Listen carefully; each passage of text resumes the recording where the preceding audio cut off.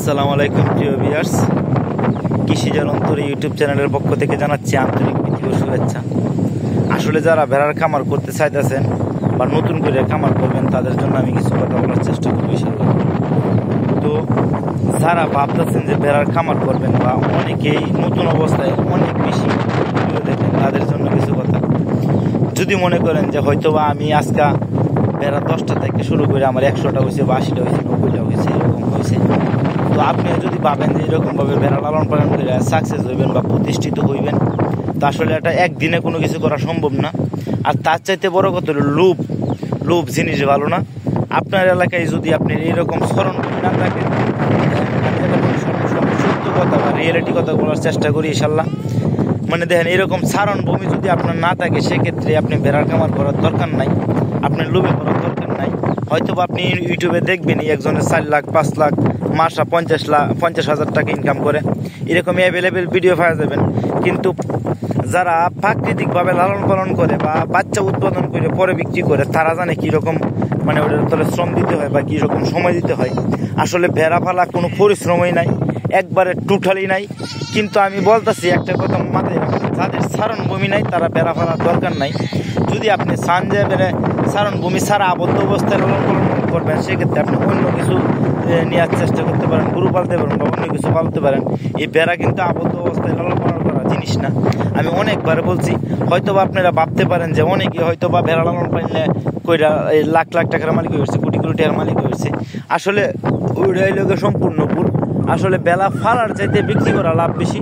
যদি আপনি মনে করেন যে মানে আবদ্ধ অবস্থায় লালন পালন করতে চান, সেক্ষেত্রে যদি আপনি আরেক জায়গার থেকে কিনে এনে ওই জায়গায় কিছু দানাদার খাওয়ায় মোটা তাজা করে তারপর আপনি বিক্রি করেন, তাহলে আপনি ওইটা কিন্তু একটা বিজনেসের সিস্টেম। নতুন অবস্থায় এটা কিন্তু খুবই টাফ হয়ে যাবে, আর এটা আসলে শিখতে হবে, তারপরে এই ব্যবসাটা করতে হবে। কিন্তু যদি আপনি রাখালের মতো মাঠে ছড়ায় বেড়া থেকে লাভ করতে চান, সেক্ষেত্রে অবশ্যই বাধ্যতামূলক এই চারণ ভূমির দরকার পড়বো। যদি আপনার এই চারণ ভূমি না থাকে, বা অনেকে বলতেন যে সারা বছর চারণ ভূমি আমার থাকে না, আমার সারা বছর থাকে না।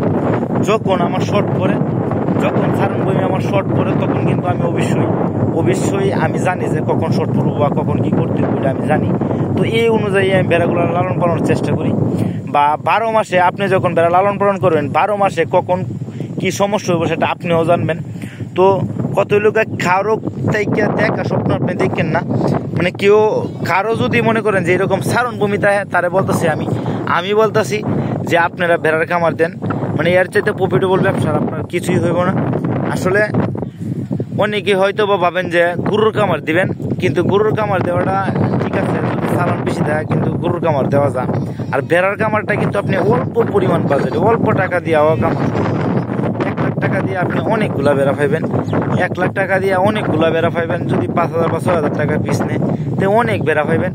তো 1 লাখ টাকা দিয়ে কামার শুরু করলে মোটামুটি হবে অনেক বেড়া পাওয়া যাবে। আর আপনার কামারটা আস্তে আস্তে ধীরে ধীরে কামারটা বড় করবেন। একসাথে যদি কেউ কামার বড় করতে চান, তাহলে লসের সম্মুখীন হবেন। সবচেয়ে বড় কথা হলো অভিজ্ঞতা। আর অভিজ্ঞতা এমন এক জিনিস যেটা টাকা দিয়ে পাওয়া যায় না। আর মানুষের শোনা কথা বা ইউটিউবে ভিডিও দেখে অনেক আসক্ত হয়, এরকম আমিও এক সময় হয়তো বা ইউটিউবে ভিডিও দেখছি, দেখে পরে খামার শুরু করছি। কিন্তু যখন আমি বাস্তবে এটা রূপ দিচ্ছি, তখন আমি জানছি যে কখন কি সমস্যা পড়তে হয়েছে বা কখন কি সমস্যা আসে, এটা আমার জানা হয়েছে। যদি আমি খালি ইউটিউবে ভিডিও দেখতে থাকতাম তাহলে আমি হয়তো পারতাম না।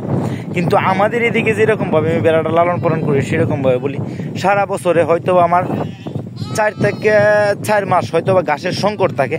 কিন্তু এরকম থাকে না যে আমি বেড়াগুলো ঘর থেকে বাইরে আনতে পারি না, হয়তো বা একটু ঘাসের এরকম সারণ ভূমিটা থাকে না। এরকম সারণ ভূমি আপনার সারা বছরে আমার বোধ হয় 4 মাসের মতো সংকট থাকে। আসলে ওইটা হয়তো বলতে পারেন যে আপনাদের দিকে কি ফসল করে না? হ্যাঁ, ফসল করে, কিন্তু একটার পর একটা ধারাবাহিকতা আছে। আমি যখন প্রথম অবস্থায় পালছি, তখন আমি ভাবছি যে হয়তো বেটাটা মাঠে নিতেই পারবো না। যখন মাঠে নিয়ে গেছি, তখন দেখছি যে মানে সর্বপ্রথম এইগুলাতে চাষ করা হয়ে গেলে আপনার মানে ভুট্টা করার পরে আবার অনেকে মাসকেলাই করে।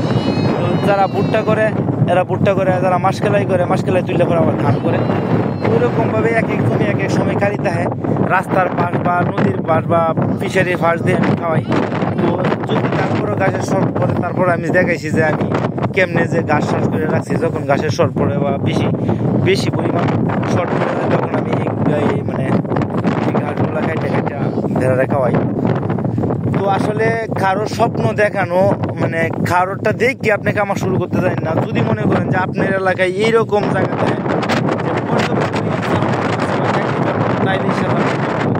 বিকল্প কিছু হইতে পারে না। আমি বারবার বলি, যদি প্রয়োজন হয় দেখতে যান, যে যেখান থেকে চান, যে যদি ভাবেন যে আমার খামারটা দেখবেন দেখতে পারেন। আমি এত বড় আহামরি খামারিও না, ছোট্ট একটা খামারি, ছোট বড় হয়তো 80-90 পিস আছে। তো দেখেন বেড়াগুলোর আমি সারাক্ষণ এই বেড়াগুলোর মাঠে রাখার চেষ্টা করি, যতক্ষণ বেড়া খাই। তো আমার কাছে ভালো লাগে, আপনার কাছে হয়তো বা এখন ভালো লাগতেছে, পরে ভালো নাও লাগতে পারে। যার কারণে আমি বলি, প্রথম অবস্থায় অবশ্যই অল্প আকারে শুরু করবেন। যখন দেখবে যে আপনার ভালো লাগবে বেড়াগুলো লালন পালন করতে, তখন ইনশাআল্লাহ খামারটা বড় করতে পারেন। ধন্যবাদ সবাইকে, সবাই ভালো থাকেন, সুস্থ থাকেন, আমার জন্য দোয়া রাখেন। আর যদি কেউ খামার করতে চান, যে কোনো পরামর্শ পেতে চান, অবশ্যই একটা কমেন্ট করেন, একটা লাইক করেন, একটা শেয়ার দেন, যেন অন্য কেউ উপকৃত হইতে পারে। আর ইনশাআল্লাহ আমারে কমেন্ট করলে বা কল দিলে আমি সাথে সাথে রিপ্লাই দেওয়ার চেষ্টা করি। তো ধন্যবাদ সবাই ভালো থাকেন, সুস্থ থাকেন। আসসালামু আলাইকুম।